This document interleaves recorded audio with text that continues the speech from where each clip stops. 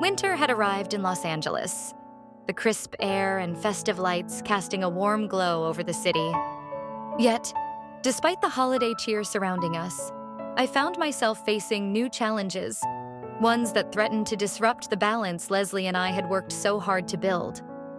Our relationship, which had always felt steady and deeply rooted in affection, was suddenly being tested in ways I hadn't anticipated. It started one cold evening, just as I was wrapping up another long day at the office. The phone call from my boss delivered unexpected news, an audit with an impossibly tight deadline. I felt the familiar wave of stress roll over me, knowing that this meant late nights, increased pressure, and little room for anything else in my life. My mind immediately began sorting through the tasks I'd need to handle, the steps required to keep everything under control. That's how I cope, with plans, with structure, with control. But it didn't stop the gnawing anxiety that came with knowing how much my work would soon consume me. By the time I got home, the weight of the day felt heavy on my shoulders. Walking into the apartment, I immediately sensed something was off. Leslie was pacing the living room, his face tight with frustration. I knew he'd been struggling with his writing, the deadline for his novel looming closer, and he had mentioned how his creative energy had been drained by writer's block. But I hadn't realized how much it had been affecting him, or perhaps I had, but I was too wrapped up in my own stress to fully take notice. As soon as he spoke, I could feel the tension thickening between us. His words hit me hard, stirring a mix of guilt and defensiveness. He needed my support, my presence, and I hadn't been there for him in the way he needed. But at the same time, the demands of my job felt overwhelming, and I couldn't just step away from my responsibilities. I was torn between the weight of my professional life and the pull of our relationship. For a moment, it felt like we were both fighting battles in our separate worlds, unable to meet in the middle. That night, we went to bed without resolving anything. The unspoken tension lingered between us, and I lay awake, my mind racing. As a Capricorn, I've always taken pride in my ability to balance my commitments, to take responsibility for the things I care about. But this time, I felt stretched too thin, as if I was failing to keep the harmony between my career and my relationship. I knew we couldn't go on like this. Something had to change. The next morning, I woke with a renewed sense of determination. I love Leslie deeply, and I knew our relationship was worth fighting for. I wasn't willing to let the stress of work drive a wedge between us, not when we had built something so meaningful together. So, I decided to take a step back and reassess. I called Leslie, asking him to meet me at our favorite cafe later that day.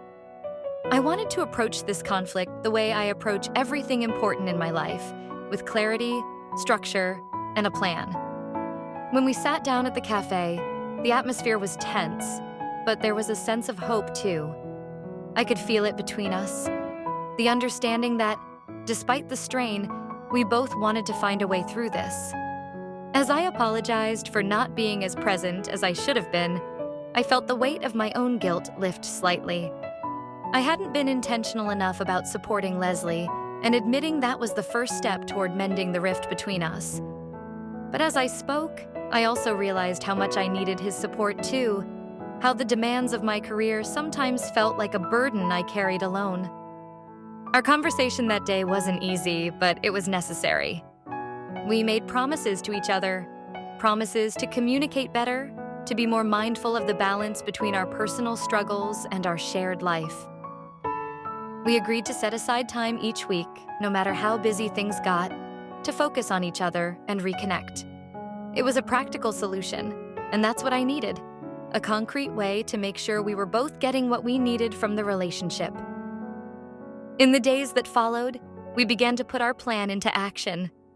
I made an effort to leave work earlier, to carve out time where I could be fully present with Leslie without the stress of my job hanging over me.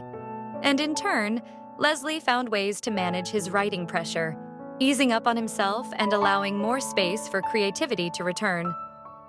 We spent our evenings together, cooking dinner, sharing our thoughts, and making sure to check in with one another. Slowly, I felt the tension between us start to dissolve, replaced by the supportive and protective dynamic that had always been the foundation of our relationship. There was a moment, one evening as we sat by the fire, that stood out to me. Leslie turned to me with a soft smile, the kind that always made me feel grounded. "This conflict," he said, "was a turning point for us."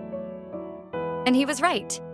In facing our individual stresses head-on, we had also faced the cracks in our relationship, and by doing so, we had become stronger.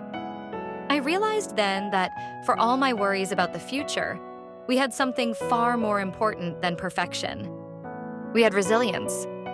We had a commitment to each other that went beyond the surface, beyond the day-to-day frustrations.